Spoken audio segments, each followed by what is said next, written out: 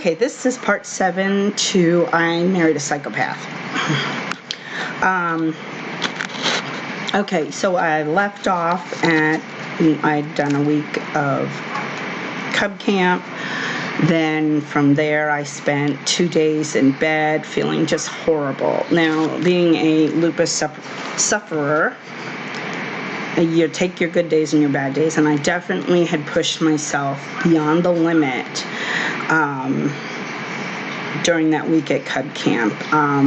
We were outside a lot, and I have photosensitivity or light sensitivity, and let's just say by the time we were done, I was ready to go to the doctor. Monday morning, I was still feeling crappy. I had called my doctor, told him I was in a flare, and he called in a prescription.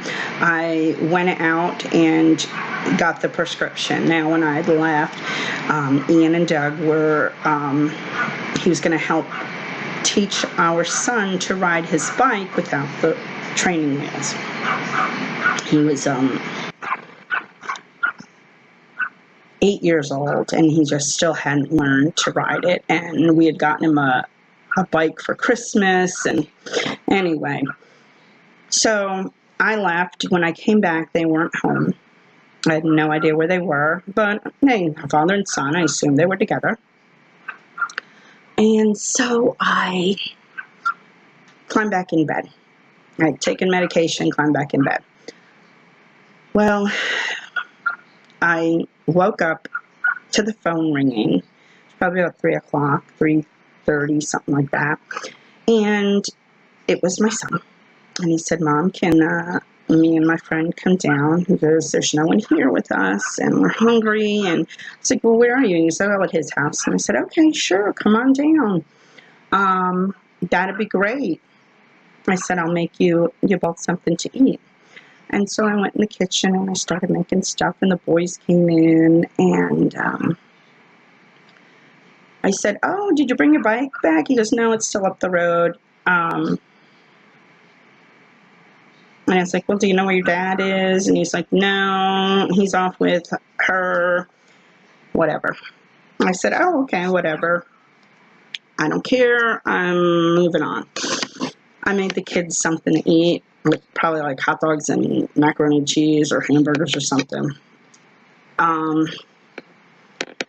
And I was downstairs.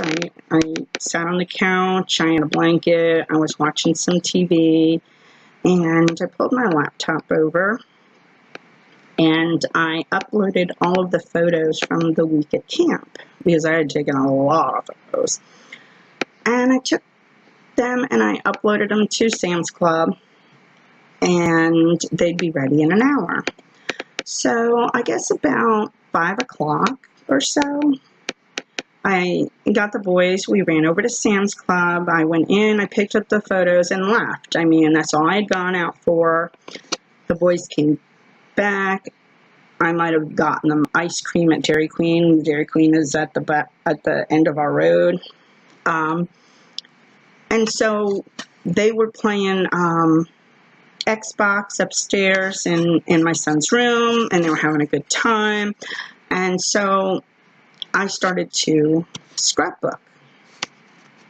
Well, about 10 o'clock, my ex comes storming into the house, and he's coming straight at me, and he's furious, and he says, "What is this? I don't have a place to stay." And I looked at him and I said, "What the hell are you talking about?" He goes, "Well, so-and-so said that I no longer have a place." And I said, "Well, I haven't talked to so-and-so. So I don't know what you're talking about." And he pulled himself up short and said, "You haven't?" And I was like, "No, I haven't. I've been up here. My phone is downstairs. I haven't talked to anybody except the 2 boys." Oh. And so then he left. I thought, well, that's really weird. Whatever. And it was about, I'm going to say 11:30. I had cleaned up from scrapbooking. The boys and I were downstairs. I made them a snack. Yes, it's rather late, but it was summer, and I made them like a little snack of some sort, and they were, I assume Tom, his friend was going to stay. I don't want to use their names. I assumed his friend was spending the night because I haven't gotten a call from either parent. And so I settled them on the couch. They were watching some cartoons, and it might have even been a movie. And I was in my bedroom, and I was watching my TV, and I got up and I went to the bathroom, and I had taken the remote in there. And so I wound up leaving it there because my phone rang, and I came out and I answered it, and it was the neighbor, and he said, "You better come down here and rescue your husband."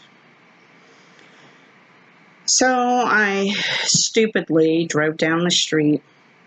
There were 3 of them fighting. I decided I didn't want any part of it, and I left. I came back to our house, and I went into the bathroom, or I got into bed, and I looked around, and I said, "Oh, I left the remote in the bathroom." So I got up and I went into the bathroom to get the remote. As I was coming out of the bathroom, there is a tiny hallway between the bathroom and the main bedroom. And on one side is a walk-in closet, and on the other are 2 dressers. So as I got to the end of the dresser that was right next to the opening into the bedroom, I turned and saw my husband, and he open-handedly smacked as hard as he could on my ear, well, except it was this ear, as hard as he could. And that is something they teach you in the Marine Corps to, in combat classes, you can rupture an eardrum, and that puts your enemy off balance.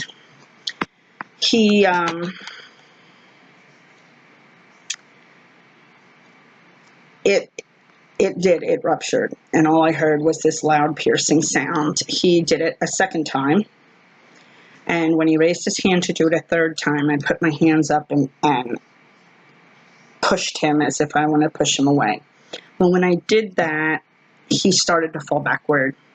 So he grabbed my arm, and he pulled us both down, dislocating my shoulder as we went down.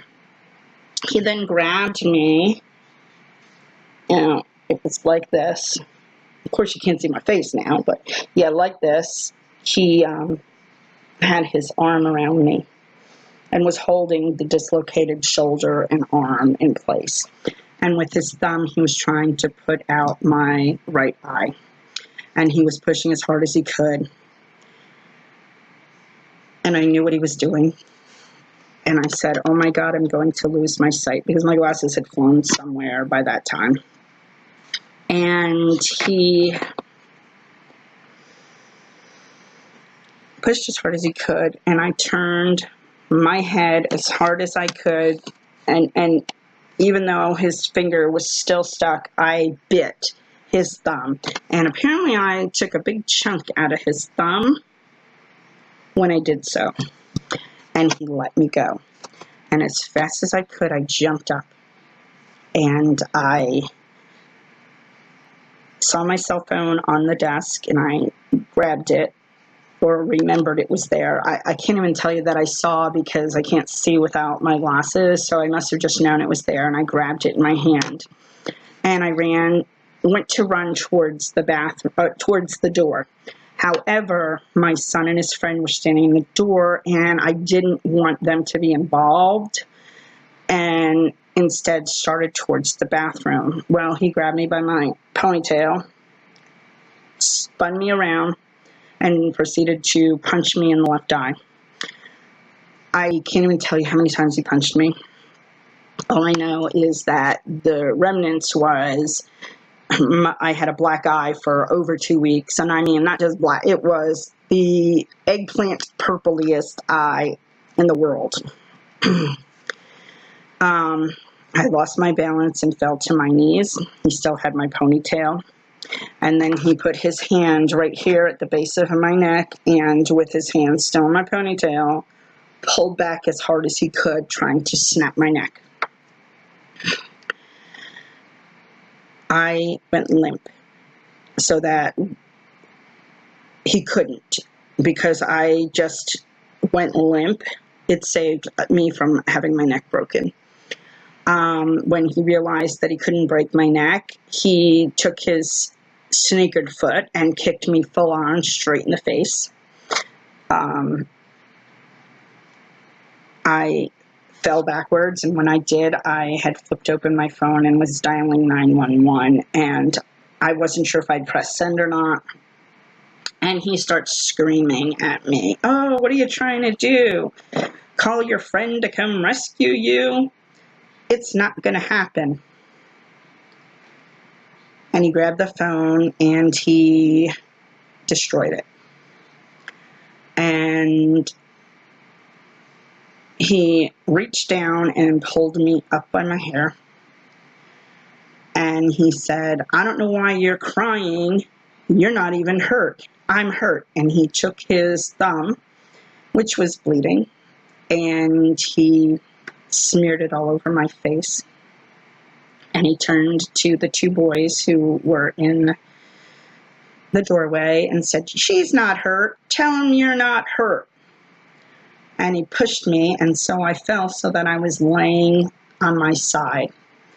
And it was the tub, the toilet, the sink, and then the boys were here. And so I was laying with my head near the tub, back to the toilet, and he sat down on the toilet and proceeded to kick me in the back of the head and in the ribs in the back. And he kicked and kicked and kicked, saying, tell him you're not hurt. You're fine. Tell them that you're just fine." Well, I wasn't just fine. I laid there and with my eyes closed and said, "I'm dead. I'm dying. I can't get up. I don't have the energy. I don't even have the will to get up." He was killing me, and nothing was going to stop my death. And then a loud voice screamed in my head, "Open your eyes." And I said no. And it came louder than thunder. "Open your eyes." And it scared me. And I opened my eyes, and I could see those boys as clearly as if I was wearing my glasses. And the immediate thought was, if I die, he'll kill them next. And so I found this strength, and it had to have been God. God saved me that night, and my two boys saved me that night. He gave me the strength to get up, and I jumped up like a jack-in-the-box. And like I said, I don't know how I had the energy, because I was so beaten and broken. And I said, "Come on." I grabbed the boys and said, "Come on." I was pushing them ahead of me. "Let's go get some ice. I bet you my eye looks really bad, and I need some ice. I need to put something on that." Well, as soon as we cleared the room, my bedroom opens up into the living room. I had the boys in front of me, and I pushed them aside and ran as fast as I could, grabbed the front door, opened it, and ran out. And I was running to my neighbor's house right next door to me, a lovely woman there. And as I ran out, I was grabbed by the ponytail about, I don't know, 4 or 5 steps across the lawn. He pulled me down, turned me around, started punching me again in the face. The boys were crying, and I said, okay, I've got to get ice. I've got to get ice for this. Let's just get inside. And so we got inside, and my son's friend said, Miss Ronnie, can I call my dad? And I said, yes, call your dad right now. Please call him right away. And so he did. And he got off the phone a few minutes later, and I have no idea what he said because my husband was still degrading me as he had since coming home, most of which I don't even recall what he had said in the kitchen. And my son had gotten me a bag of peas, and I had pressed them against my eyes. And he was standing by me and crying, are you okay? And I think his father was yelling at him that I was fine and whatnot. And Thomas came from the phone and said, Miss Ronnie, my dad is on his way to get me. I later found out that he had told them that we were fighting, but he didn't say that my ex was beating me up. He just said they were having a fight. So, Doug said, oh, I have to go get my knife. I'm going to kill that SOB. And that, of course, shocked the 2 children. And he ran out of the kitchen upstairs to his office. Now, the man was standing in front of the knife drawer in our kitchen. And why he did that, I'll never know, but it saved me. And I ran out the door, and I ran right into the arms of a police officer. And he looked at me, and he said, oh my God, ma'am, where is he? And I said, is he armed? And I said, he was going upstairs for a knife. And he said, is anyone else in there? I said, there are 2 8-year-old boys inside. And they went in, him and another officer went in with guns drawn. The 2 boys ran out, right into my arms. The neighbors pulled up. I opened the back door and put the best friend in the car, and they took off. There was an ambulance there that was pulling up as they were leaving, and the police arrested him. They told him they were there because of someone had called, and he said, well, yeah, she's been beating me up. Look at, he had not a scratch on him but his thumb. And he told them I was the aggressor and I was the one that should be arrested. However, they arrested him.